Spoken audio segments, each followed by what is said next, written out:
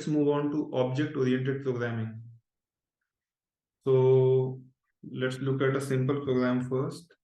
So this is a very simple program. What we are doing is we are getting the name of a student, we are getting the house of the student, and we are just printing name from house using fstring. And get name is just a function which returns after the inputting from the user. Similarly, get house is a function which returns the result after the user inputs the house. And where this comes from is like I was in school long time ago, and we had houses in our school, and I belong to blue house. There are 4 houses, 4 colors: blue, red, green, and yellow. So this is what this program is about. Let's run it first. This is obviously not object-oriented programming. This is a simple program. Let's enter the name. My house is blue, and it works. We can see that we have these 2 functions, get name and get house. And we could simplify it because name and house both belong to what? A student, right? So we could kind of simplify this program in some sense, or abstract this program with, say, I wanted maybe something like this. Get student, sorry, name, house. And we can define get student here,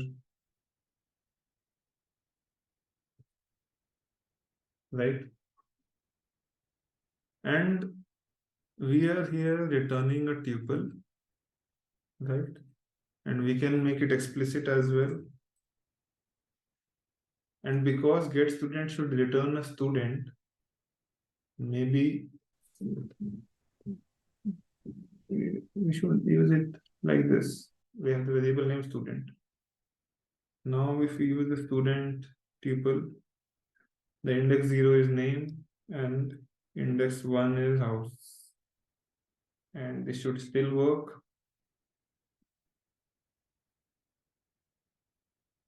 Right? And it works. But here the challenge is like, okay, now you need to remember that 0 index is name, 1 index is house. And just imagine if it's a very large program, it becomes a pain and more prone to errors. So one thing we could do, we can introduce named indexing using dictionary. Let's do that. Let's create an empty dictionary student. We could have student with key name and user should enter the value. Similarly, this house, right? And we just return student. And now we are returning a dictionary. And when we call get student function, it returns a dictionary. And while using a dictionary, we use named index. Right? Now we are ready to run it. Let's clear the screen, run it again. Same thing. And it still works, right? And this is all fine, right? But again, the complication here is that there's no checking of house, right? For example, house could take values only out of 4 things, the 4 colors I told you, right? Red, blue, green, and yellow. So there's no checking of values here. And obviously, we could check it just before printing it here. But what if we could check it just while creating the student variable? And that's where classes comes in. Classes allows us to create custom data types. These are custom containers, which is kind of a blueprint to store data in terms of attributes and behavior. And usually it would represent something in the real world maybe in the programming world, maybe in the real world. In this example, student is in the real world, right? So let's see how we can do that. So let's create a first an empty blueprint. How we do it? We use class function. The name of class is student. It starts with a capital S. That's the convention. And for now, I'll just use the path keyword just for placeholder. So we have not really added any details here. It's just a class student. We don't know what is inside, but that's fine. And what are the changes in get student? So similar to, we create a dictionary here using this function, right? But actually it is instantiating and creating objects. So instead of using dict and creating an object of dictionary type, we will create an object of student type similarly. So we have done that. Now instead of this indexing, which is special to dictionaries, the custom data type has an attribute name, which we access like this, and it has an attribute house, which we access like this.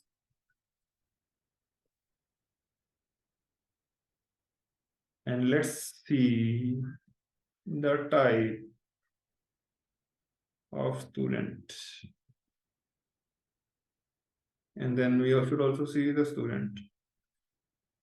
Okay, no, not now. Let's see the type. So everything looks good to me. Let's run it.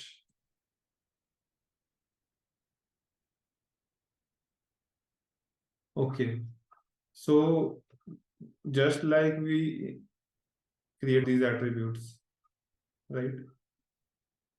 We got the inputs from the user, we stored it in student.name.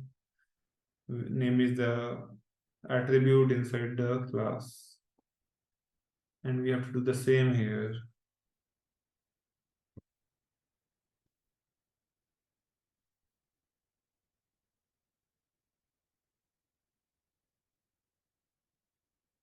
Now it should work. Let's see.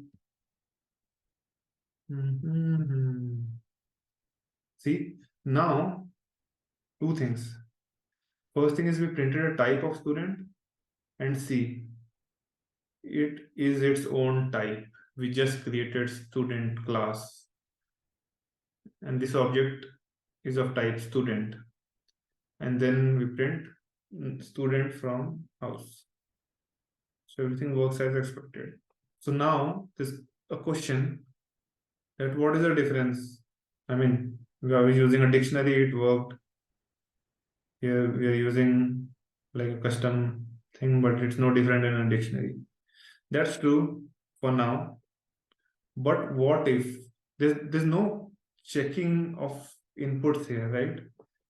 Here, the house can take only 4 values: red, blue, yellow, and green.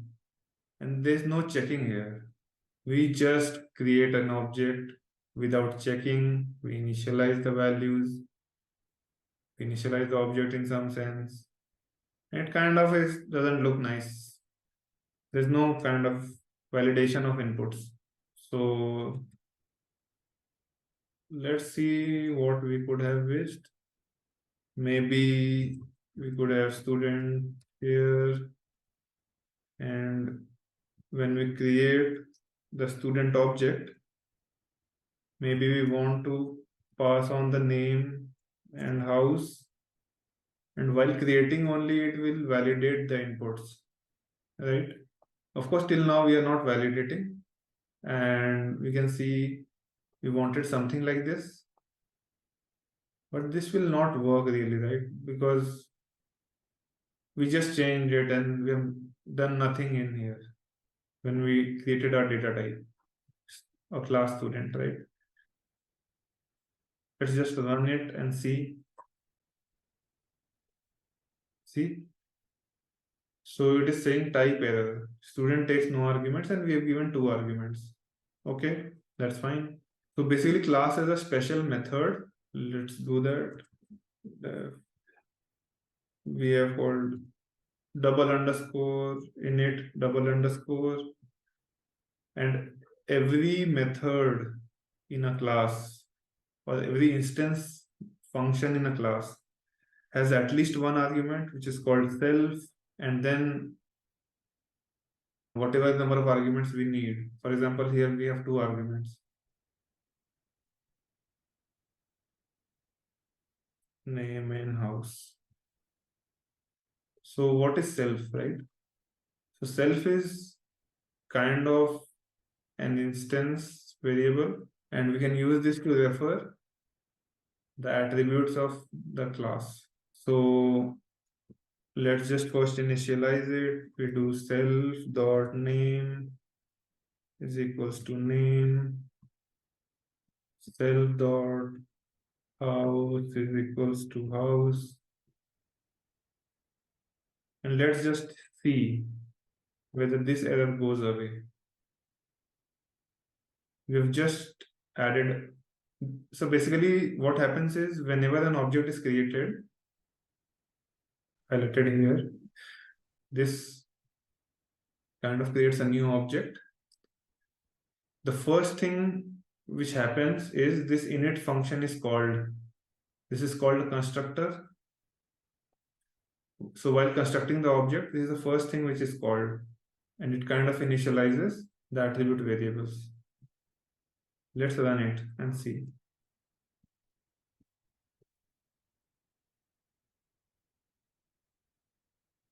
It works, but still nothing has changed, right?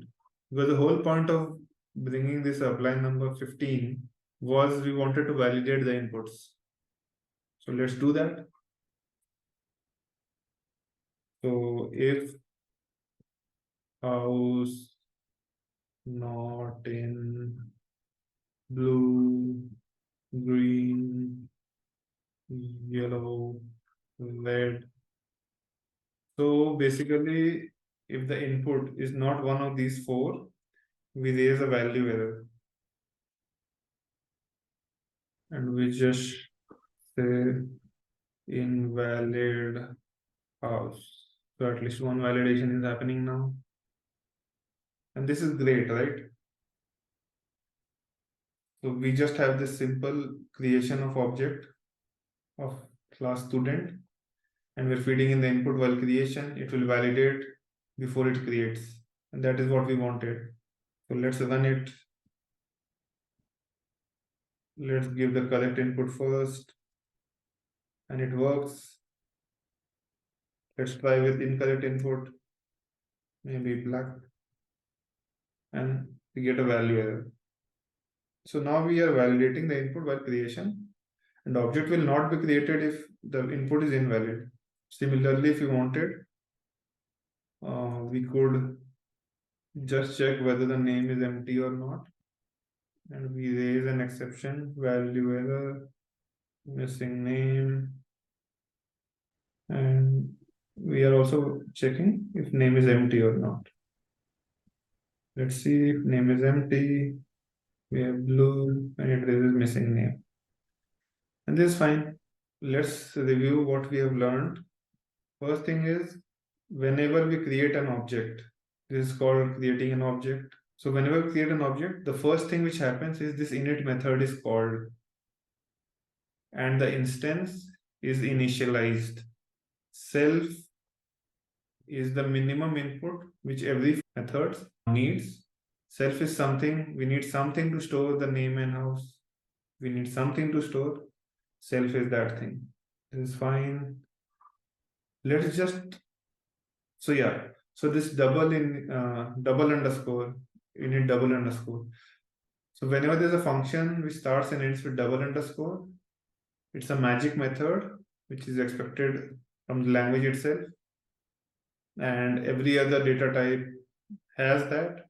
Let's say I wanted to just print student and see what it prints, right? So nothing has changed. It's still the same. We take the inputs from the user, we create a student. While creation, it validates the value of the inputs, and then it creates the student variable of type student. It returns that variable, and we are just printing student and the expected output. Let's run it.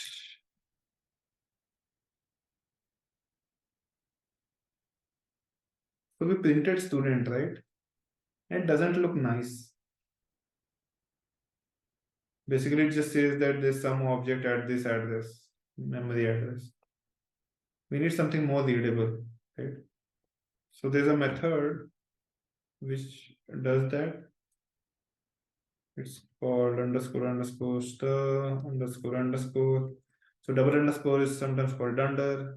We call this dunder methods. So it takes the input self and it just returns a human readable thing. So let's say I have an f string and I print self dot name from self dot house.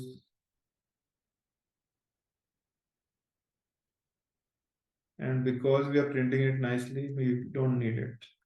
Let's see. Let's run it again. See, it works. So now what we have done is we have created this underscore underscore stir underscore underscore function, and this is the function which is called whenever we print it, right? So this kind of describes our variable with values, and we can see what it gives us. So nothing has changed, right? So this is all great. There's one more problem.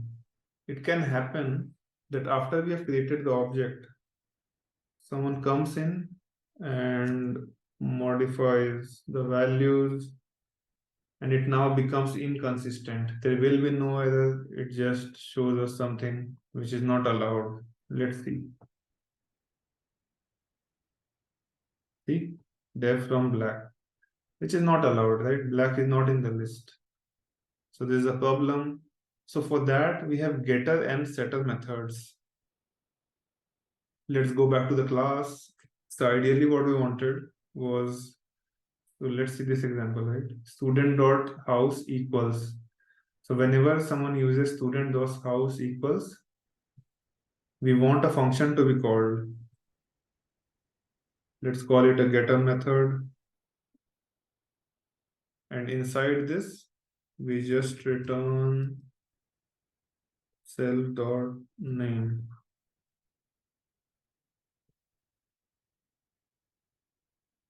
This is fine. But let's have a setter method. We have def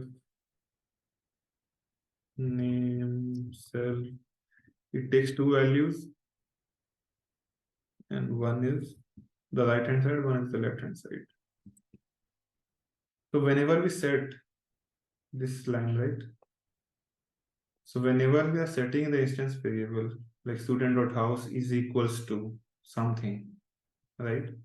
So that something is this after equal to, and this is what the setter receives. So let me just finish it and we'll see. Ideally, a getter would be just self dot name is equals to name.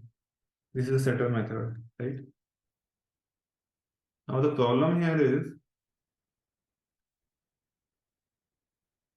we cannot have a function and an attribute with the same name. So for that, we use this convention.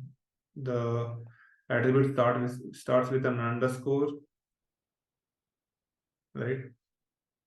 So now what is happening is that whenever we ask for the name by using dot name, it kind of asks for this underscore name. Similarly, whenever we use student dot name is equals to, it calls the setter method and it sets the value of underscore name. The only difference is If you want to create it in Python, there's a decorator. It's called property. So now this becomes a getter method. And similarly, in Python, I wished that it was something else, but this is how it works. Name dot setter, and this makes it a setter method. One more thing, we wanted to validate it, right? Whenever we use this equals to, we want the validation to happen again. Let's do that. We can bring it from here. Okay, this name. So we use this one. See. So whenever we use, let's say student.name something, let's say it's an empty string, we want it to raise an error. So whenever we do this student.name equals, this function is called.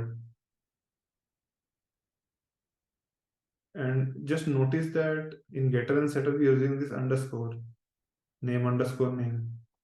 Just be careful of that. Let's run it and talk about it later.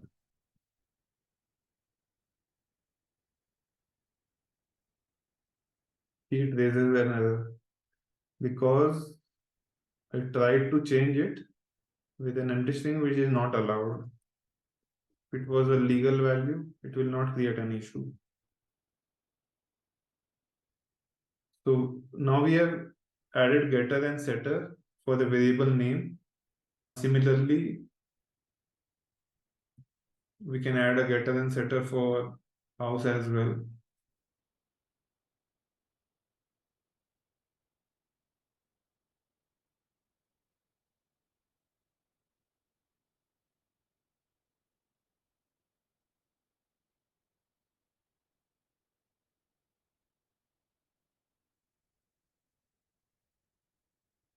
So let's look at it from top to bottom.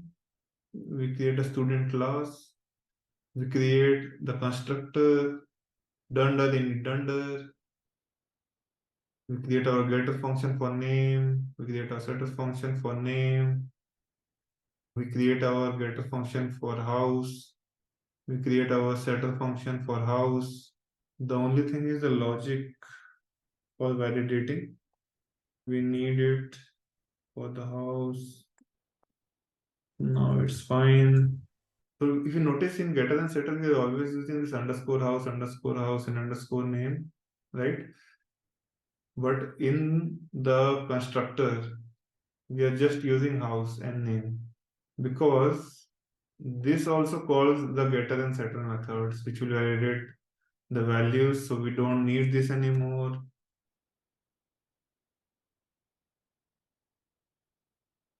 So these two also will call the setter method defined below, and it will always validate. Let's try it.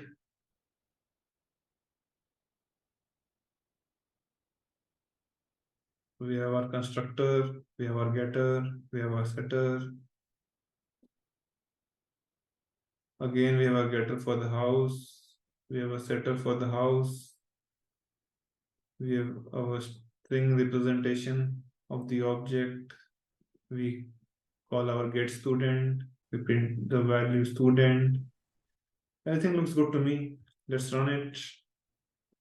Clear, run it. It works. Let's try for some invalid value. And it raises invalid house value error. It's good. It's able to validate, right? And now we do that again. Student dot house equals black. It should raise an error because this is invalid. Let's do that. See, it raises an error. All good. So we did so much to validate and keep the data consistent. Now, if I just do this, directly access the values, we are able to again get an invalid value. Wow. See, so we did all this for nothing, right? We could still do it. So Python doesn't restrict the programmer, right? It's just a convention that anything which starts with underscore, don't touch it. Don't touch it outside the class. And you should just obey the convention. But Python doesn't stop you from accessing underscore house directly. It's just remove it and use good practices. So anything which starts with underscore, double underscore, don't touch it outside the class. That's the good practice. And all this kind of looks familiar now, right? We have created an object with student, right? And we have done this before. For example, let's see string, right? Let's just clear it all up. Let's create a string as hello, print the type of it, see what we get. See, it's a cluster. Similarly, if we had a list and see the type of L and its class list. So this is not the first time we are using classes. We have been using classes all along. And these classes have methods. For example, L dot append 10. We would just append something and it modifies the object L. See, similarly, we had S dot upper, and let's see, it converts to uppercase. Similarly, strip, let's say I had hello world, I wanted strip on spaces.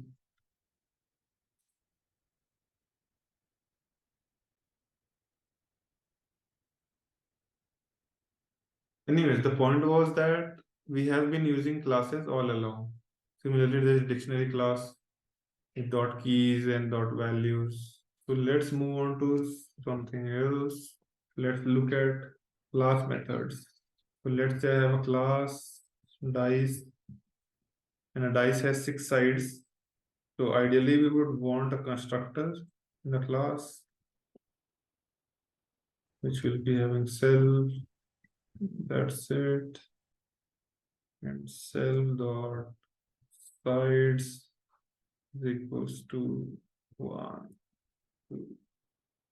You get the idea. Anyway, the point is that the dice has 6 sides. Okay, let's complete.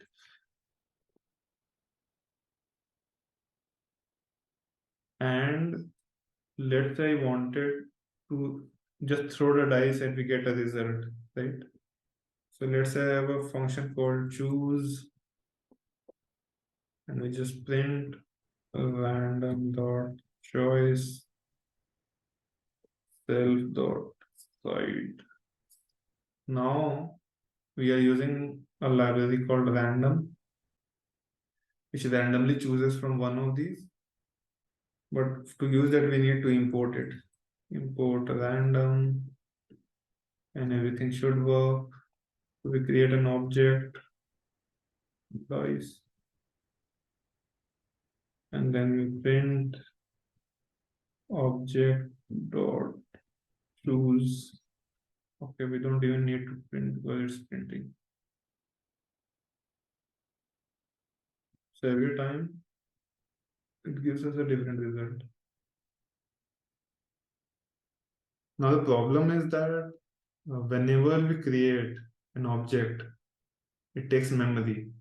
But for our purposes, whenever we create an object, we don't need a new object, right? Because this will never change. And this is also something like a generic function, right? Which chooses from sides. So whenever we create an object here, we create this variable. And let's not do that, right? So if we create sides outside, it becomes a class variable which is shared among all the objects. So whatever number of objects you create, there's only one sides in the memory, which is a good thing, which it saves memory, right? But there's something which is fixed, it will never change. You don't need to create this every time you create a new object. That's good. Another thing is class method. So this choose operates on self, which is again, it works on the object you just created. You don't need that because at least for this example, everything is class based. It's not about the instance of the class. And for that, there's a special variable which is called CLS for class object. And if you want to access sites, you need to use CLS to tell that this is a class method. We have this decorator. And now what is happening is this is a class attribute. It is shared among all the objects if we create an object. And this class method is something which is kind of generic and can be directly called with the class name. Let's see that in action. So how can we use it, right? You can just use the class name with a capital D dot choose. That's how we use class methods. Let's run it. See, every time it gives a random value.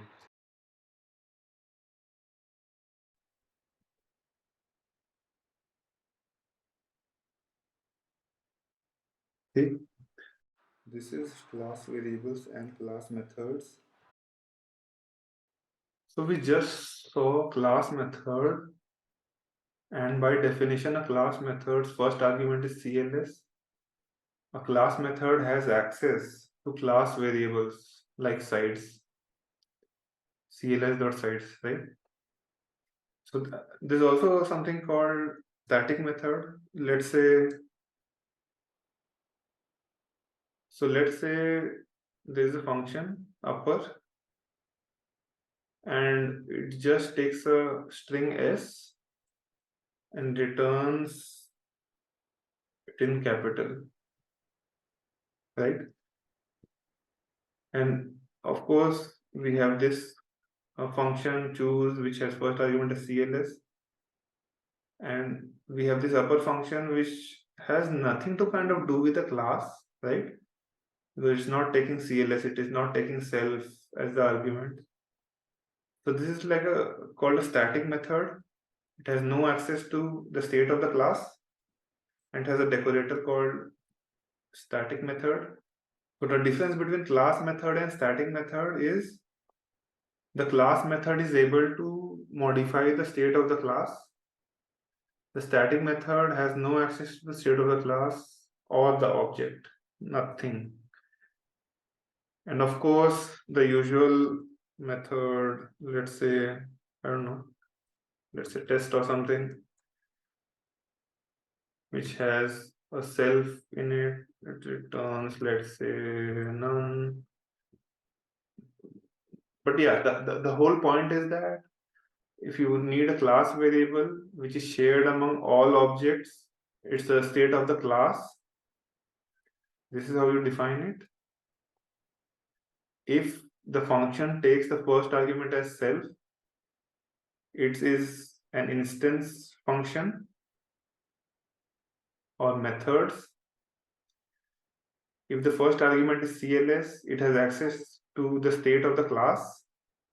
And if it's a static method, it has no access to the state of the class or object, nothing. So this is it. So here we can see again that there's a class dice. Sides is equals to a list of 6 strings, 1, 2, 3, 4, 5, and 6. Now we can see that there are 3 kinds of functions. So one thing is that this sides is actually this list, and for any number of objects. So there's only one memory allocation for sides. Every time we create a new object, it won't be a new site. That's first thing. Second thing is, if the function's first argument is self, it's a method, and every new object has access to the state of that object, and we can access that using self. The second type of method is called class method. Add class method is a decorator for that, and this class method has access to the state of the class, for example sides in this example, and we can modify the state of the class if we wanted to. The third type of method here is static method, which has no access to the state of the class or the object. It's just a generic function, and there is no input related to the class, neither self nor CLS. For example, in this example, we are defining a method, static method upper, which takes a string and returns the uppercase of that string. And we can use that here, for example, dice dot upper. Right. And we can obviously use dice dot upper outside this class as well. So this is static method, has no access to the state of the class or the object. Let's run it. Let's run it again. So one thing we can see is that we can see the results in uppercase, and it is randomly choosing from the 6 values.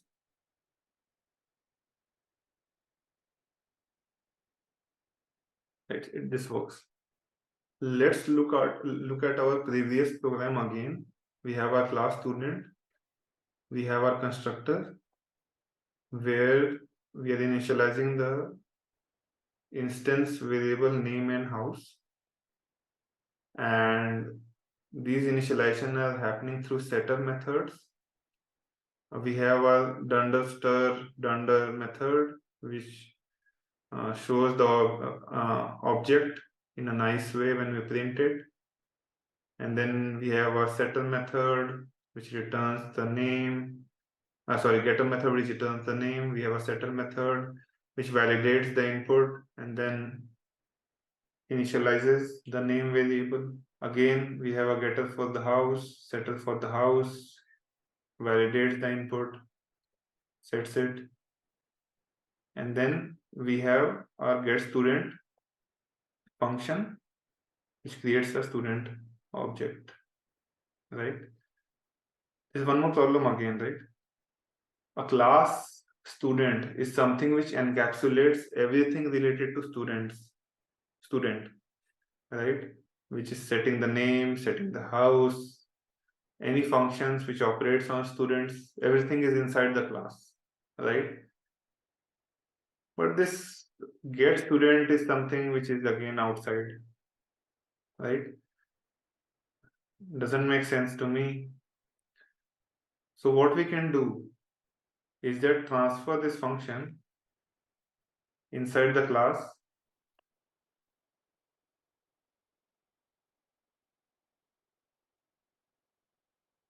and because it's inside the student class, we just need to name it get. This looks good. This looks good, looks good. So one thing is that this function is something which doesn't depend on the kind of the state. So one thing we can do is say that this is a class method, and then the input should be CLS only one. Okay, other things looks good to me.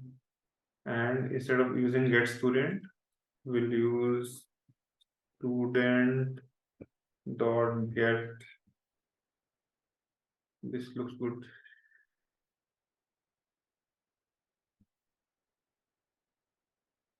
And this should work. Okay, it's happening.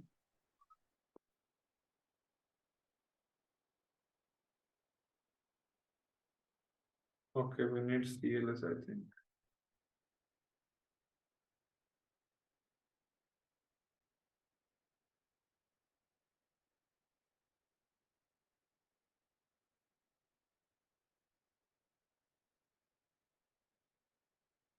Okay, let's try again.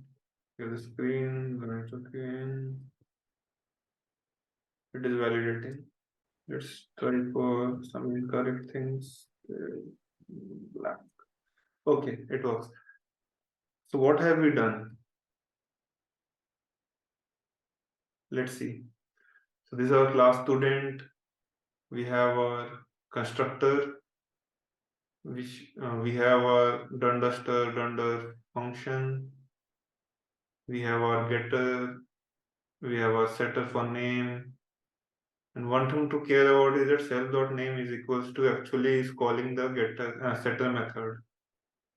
So even though it looks simple, it is actually validating the values. These things are fine. And now what's new?